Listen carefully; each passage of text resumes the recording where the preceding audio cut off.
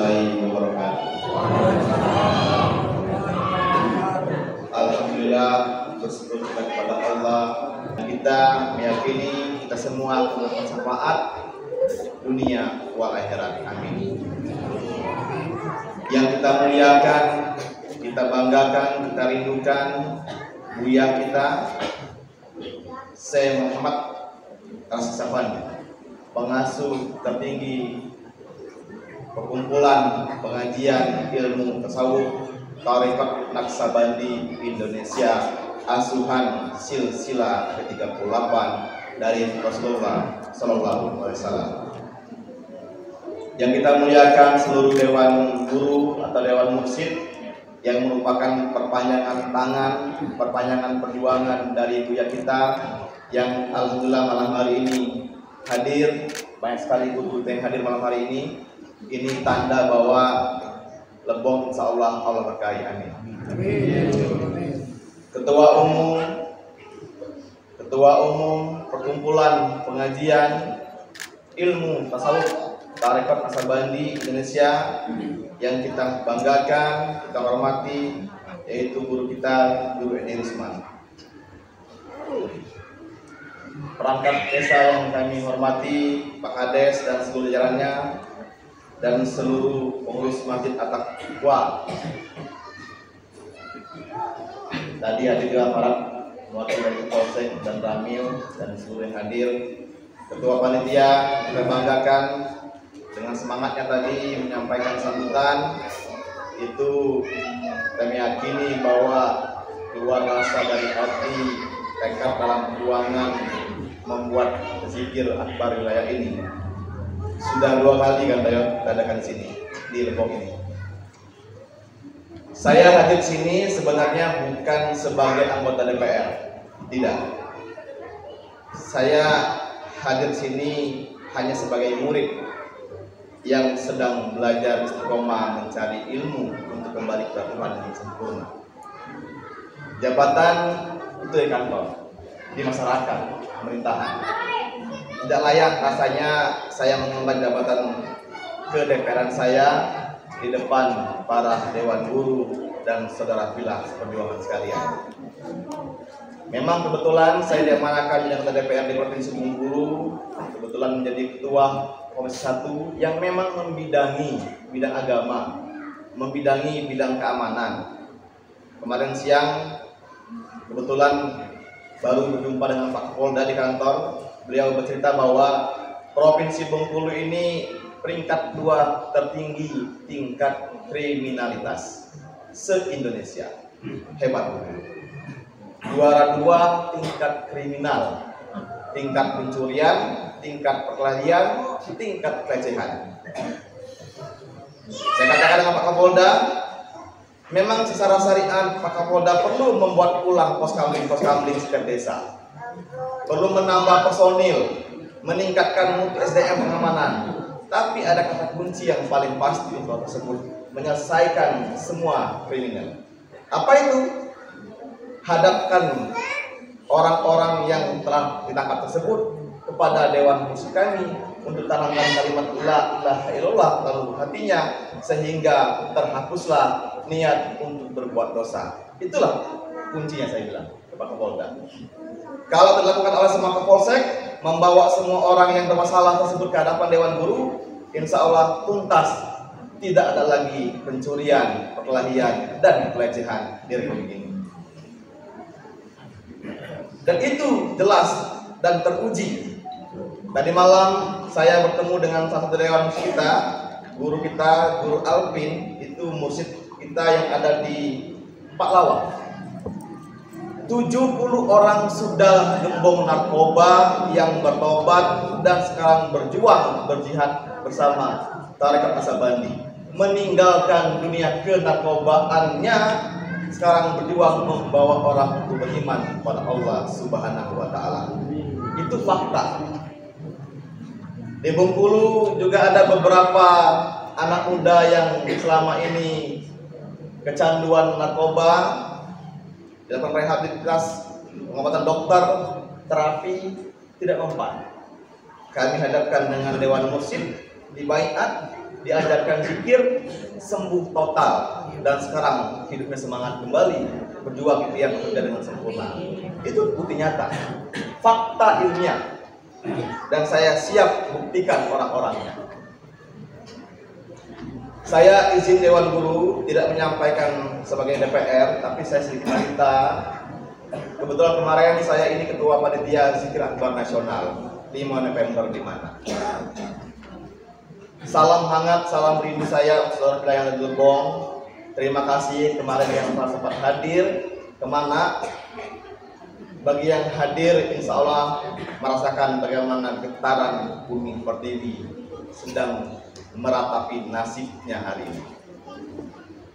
Nusantara sedang tidak baik-baik saja. Gejolak dalam negeri maupun dari luar negeri sedang berupaya menghancurkan republik kita. Ancaman ideologi untuk merubah Pancasila sedang marak-maraknya. Banyak hal, ketidakpercayaan rakyat masyarakat kepada pemerintah itu sangat nampak hari ini. Saya belum pernah mendengar di warung-warung kopi, di obrolan pinggir sawah, rakyat memuji pemerintah, tidak ada. Semuanya mencemooh dan mencaci pekerjaan pemerintah. Betul nggak, Bu? Sangat sulit saya temukan orang memuji pekerjaan pemerintah hari ini. Artinya apa? Orang sudah berhasil membuat rakyat tidak percaya dengan pemimpinnya. Dan ini bahaya sekali. Bahkan orang sedang berupaya membuat sesama kita tidak percaya. Antar ormas saling salah menyalahkan. Antar ajaran agama saling salah menyalahkan. Padahal dia sendiri belum total dalam beragama. Orang ke masjid salah, tidak ke masjid salah, bertarekat salah, tidak bertarekat salah, padahal dia sendiri belum tahu apa-apa. Saya banyak temukan. Saya sedikit cerita kemarin 5 November. Saya ini murid baru. Saya perlu ceritakan, saya ini murid baru. Saya dibaiat 1 Januari 2022. 1 tahun pas ulang tahun banyak saya. Itu saya berusaha menutup diri dari Dewan Mursyid. Jangan sampai ada yang tahu kalau saya ini orang politik. Agar apa? Jangan jadi fitnah, nanti dianggap mau cari suara. Dan insya Allah saya ke Lebong bukan cari suara, Bu, karena saya di kota, bukan lagi Lebong.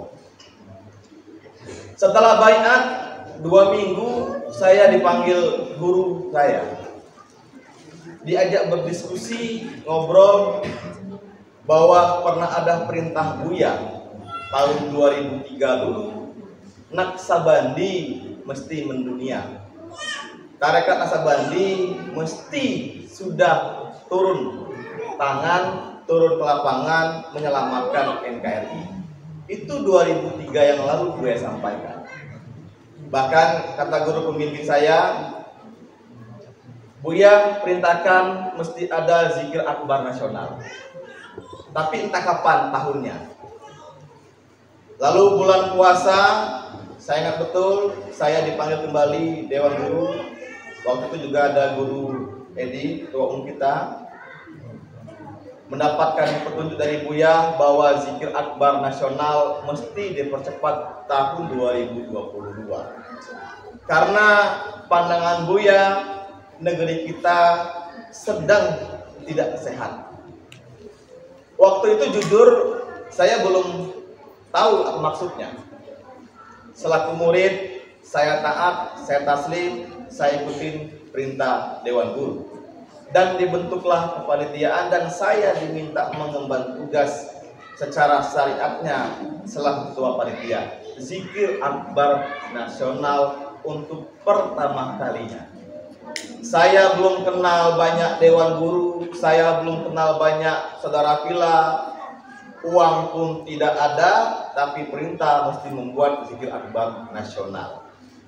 Tapi kita yakin kun fayakun, Allah pasti jadikan. Bulan Juni, bulan Juli saya merenung.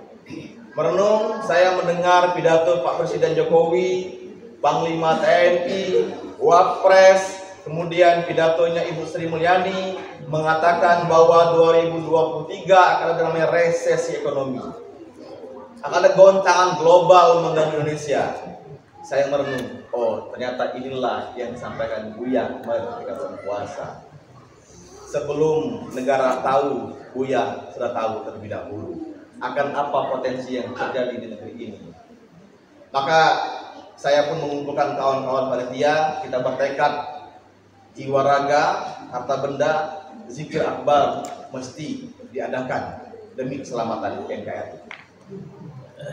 Alhamdulillah 5 November berkat syafaat para silsilah dan bimbingan Dewan Guru sudah kita tunaikan zikir akbar nasional yang dihadiri oleh saudara pila kita 15.000 orang yang mewakili 15 provinsi se-Indonesia. Mereka berangkat sendiri, ongkos sendiri, tanpa pamrih. Sampai mana makan cuma ayam geprek. Tetapi saya belum ada mendengar yang pulang kecewa. Semua yang pulang merasa bahagia. Inilah hebatnya tarekat Naksabandi. Nah, 5 November itu adalah gerbang pembuka jalan kebangkitan untuk kita semua, baik kaum Sufi maupun untuk NKRI. Kenapa? Dari surah Buya jelas bahwa 5 November itu adalah gerbang sudah dibuka menjelang kebangkitan. Kapan akan terjadi kebangkitan? Di tahun 2030. Maka kita mengusung visi besar. Visinya adalah menjemput takdir peradaban Indonesia emas Nusantara bangkit 2030. Bersyukur kita hari ini Allah kirimkan Dewan Mursyid dari orang kita. Ada mursyid di Lebong, ada mursyid di Curug, di Bengkulu. Nanti kemungkinan mursyid itu akan berada di Timur Tengah, akan berada di Eropa. Kenapa? Karena nanti Naksabandi sudah menjalar ke seluruh pelosok dunia, bukan lagi Bengkulu atau Indonesia. Maka sampaikanlah kepada seluruh keluarga kita, mumpung para mursyidnya masih orang Bengkulu, masih orang Indonesia. Jikalau nanti Allah utus mursyidnya dari Timur Tengah, agak jauh ketemunya. Allah kirim mursyid dari Eropa, agak jauh kita berjumpa dengan mursyid kita. Bersyukur kita hari ini tanah Bengkulu dipilih, karena memang Bengkulu tanah keramatnya Indonesia. Kebetulan malam hari ini kita berada di Pinang Lapis ini pun tanah yang sejarah untuk Lebong dan Bengkulu. Insya Allah, bagi yang memahami sejarah, tahu betul akan hakikat sejarah Pinang Lapis ini. Dan kita harus menyampaikan rahasia itu ke seluruh anak cucu kita nantinya. Izin Dewan Guru, saya bercerita ini sebagai murid yang sedang berjuang istiqomah dalam menggapai ridhonya Allah.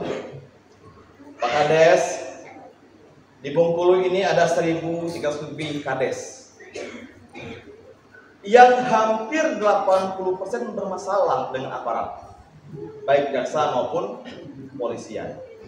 Ndak salah, ndak benar, dicari kesalahannya. Inilah problem negara kita hari ini. Belum pacak kerja, lah ditanya itu salahnya apa.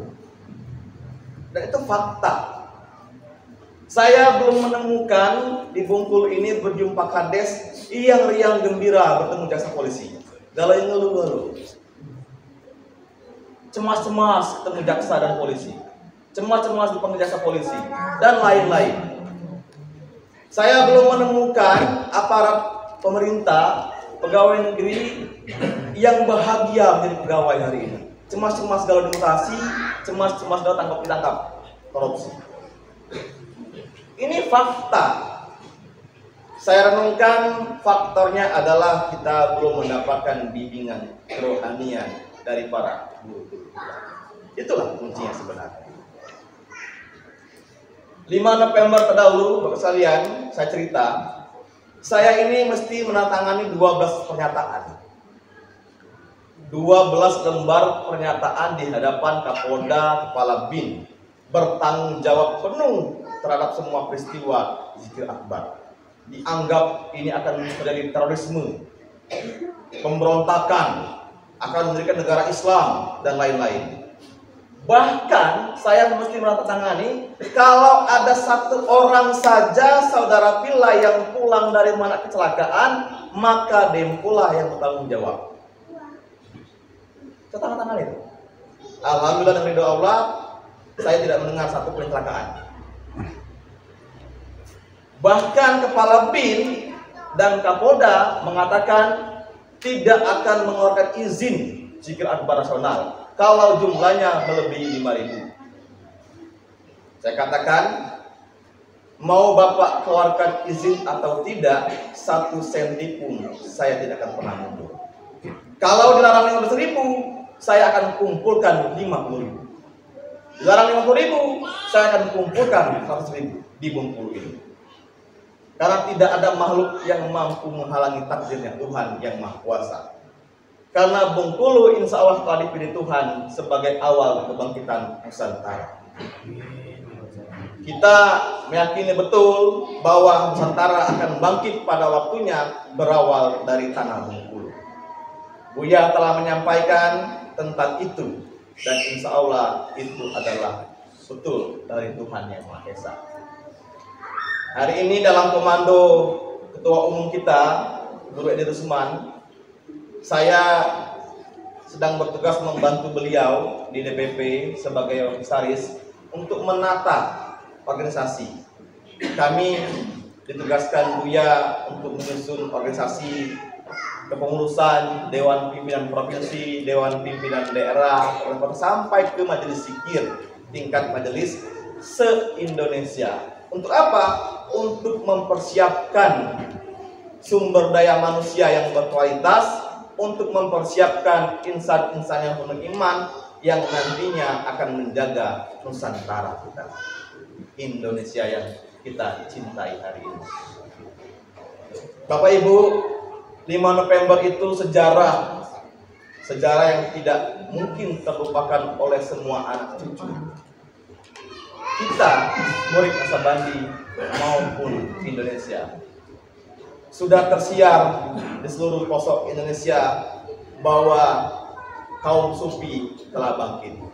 Selama ini anak-anak sufi, orang-orang tarekat itu nyuruh-nyuruh zikir di pondok-pondok kebun, bahkan dulu di goa-goa, di pinggir-pinggir sungai. Itu dulu. Masa iya sufi tak boleh berdasi ya? Masa iya sufi tak boleh jadi kapolsek? Masa iya sufi nggak boleh jadi kades? Masa iya anak sufi tidak boleh menjadi kepala daerah? Alhamdulillah Buya telah perintahkan bahwa hari ini kita terbuka ke publik. Publik harus melihat perjuangan kaum sufi Naksabandi. Di Indonesia ini ada puluhan tarekat. Di bawah Jatman itu ada 44 kelompok tarekat di bawah NU. Dan kita salah satu yang berbeda dengan tersebut. Kita berdiri sendiri dengan komando sendiri yang bernama Perkumpulan Pengajian Ilmu Tasawuf Tarekat Naksabandi Indonesia. Kami sebagai murid insya Allah bertekad, Dewan Guru bertekad kita, saya meyakini betul dalam 2-3 tahun ke depan, saya percaya betul dalam 2-3 tahun ke depan ini di Bungkul akan berdiri puluhan gedung sulu. Kemarin kita punya 3 gedung sulu di Curug, Muko-Muko, dan Kaur Bengkulu. Dan alhamdulillah kemarin sudah di launching satu lagi di mana. Saya meyakini akan datang tiap hari orang menghibahkan tanah-tanahnya untuk dibangun gedung sulu. Dan pasca 5 November kemarin, saya meyakini betul Dewan Guru kita akan disibukkan dengan membaiat orang-orang yang berhadap untuk belajar ilmu tasawuf. Dan itu fakta. Saya yakin betul pasca kemarin 5 November akan datang puluhan ribu orang untuk bertasawuf. Karena tasawuf ini soal mengembalikan kebenaran rohani kita kepada Tuhan Yang Maha Esa. Tadi disampaikan oleh Ketua Panitia tadi. Nanti kita berharap guru kita memberikan penjelasan, memberikan arahan penguatan batin kepada kita. Pak Kades, percayalah bahwa kaum sufi ini adalah orang yang insya Allah sebenar-benarnya orang yang menjaga amanah keilmuan Rasulullah Sallallahu Alaihi Wasallam. Karena kita jelas sanadnya, jelas silsilahnya, tidak terputus, bukan keilmuan yang terputus. Kalau pengetahuan kita bisa lihat di medsos, di Facebook, di YouTube, di Google, di buku, itu pengetahuan. Kalau ilmu tidak bisa diambil dari itu. Ilmu mesti dari ahlinya. Ahlinya ada satu, yaitu guru, sebenar guru.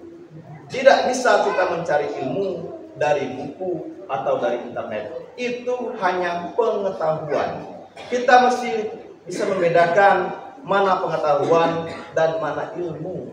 Orang yang berpengetahuan belum tentu berilmu, tapi orang yang berilmu pasti berpengetahuan.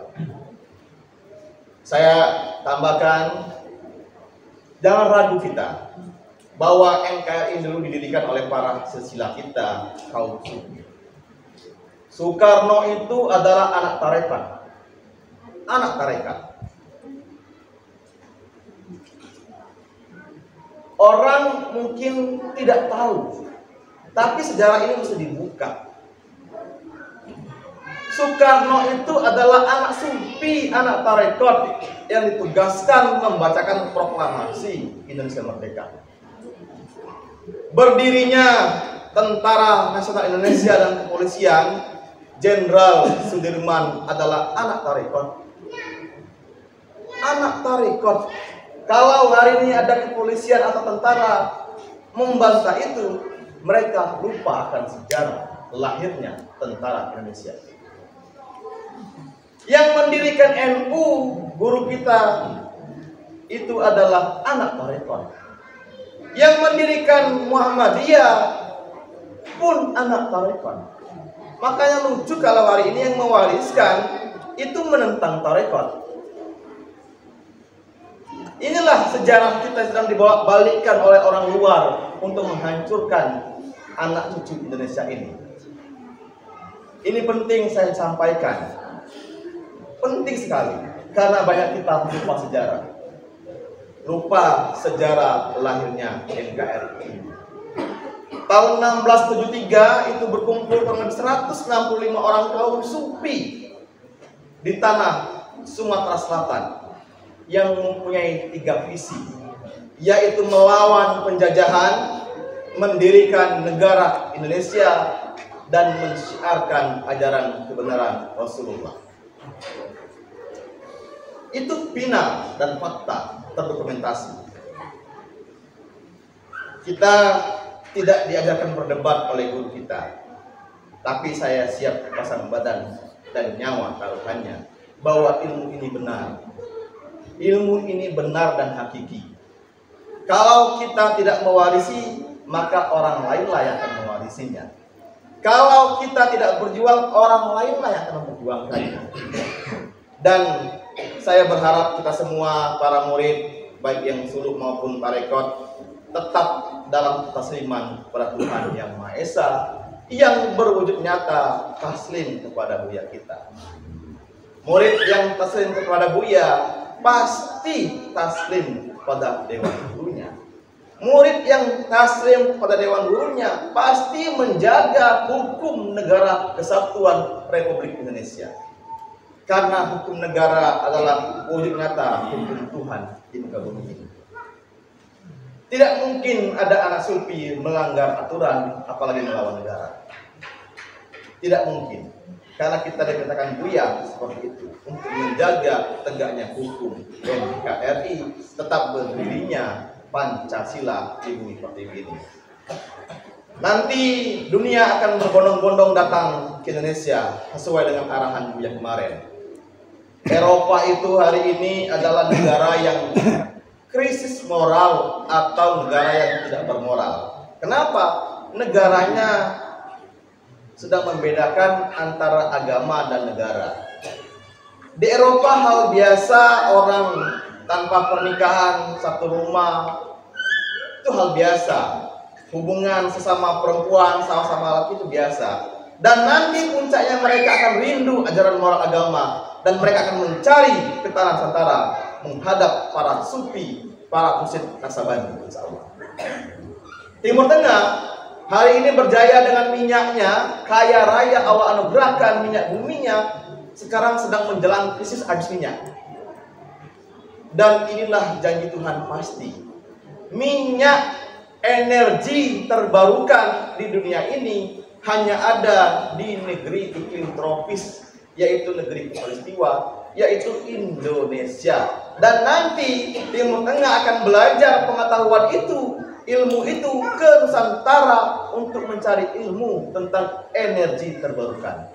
Oleh karena itu kita sebagai anak sufi, selain mengamalkan ajaran iman kita mesti meningkatkan kemampuan sumber daya manusia kita, meningkatkan pengetahuan kita, meningkatkan ilmu kita untuk menghadapi datangnya orang luar untuk belajar ke kita, baik pengetahuan, kebudayaan maupun moralitas ajaran agama. Dewan Guru yang saya muliakan, seluruh murid, saya ingin bertanya kita semua, apakah seluruh saudara pilah sini adalah seluruh murid yang taslim kepada Buya? Yang taslim jawab la ilaha illallah. Apakah kita taslim kepada Buya kita? Apakah kita taslim kepada guru kita? Apakah saudaraku sekalian siap satu komando? Karena dengan satu komando itulah kita bisa menjaga negeri ini, takkan tercerai-berai. Satu komando dalam keimanan kepada Tuhan, dalam bimbingan Buya kita, bimbingan guru-guru kita. Dengan satu komando, insya Allah kita orang berkorban. Kita siap berkorban lahir batin, jiwa raga, waktu, tenaga maupun harta benda kita untuk kepastian tegaknya hukum Tuhan di bumi Nusantara ini, yang berwujud tegaknya hukum negara Indonesia. Apakah saudaraku siap berkorban? Siap korban jiwa raga? Korban pikiran? Korban tenaga? Korban harta benda? Siap menjaga NKRI? Kita punya impian bagaimana rakyat Indonesia itu hidupnya damai, hidupnya sejahtera, dimudahkan.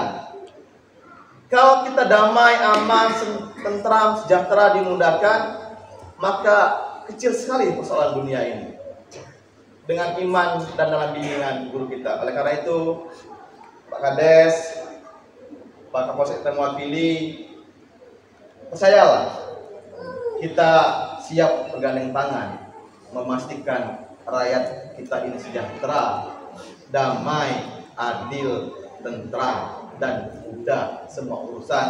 Memastikan kita membantu pemerintah tegaknya hukum. Dengan apa? Memastikan setiap lubuk hati insan Indonesia terhapuskan niat untuk melakukan perbuatan dosa. Demikian sampaikan. Mohon maaf kalau ada kurang pas. Saya ini murid baru yang sedang belajar. Mohon doakan istiqomahan. Dan sekarang saya sedang berjuang ikut Dewan Guru keliling. Dan hari ini kami di kota beberapa kabupaten sudah terjadwal 14 titik zikir akbar wilayah. Dalam rangka apa? Memastikan semua anak sufi siap menjaga keamanan, kesejahteraan bumi yang kita cintai ini. Bukan cuma manusianya, termasuk alam semestanya, menjaga hutan, menjaga air, menjaga udara sebagai rahmatan lil alamin. Karena kita bukan cuma menjaga manusia, tapi menjaga semua makhluk ciptaan Allah yang ada di muka bumi ini.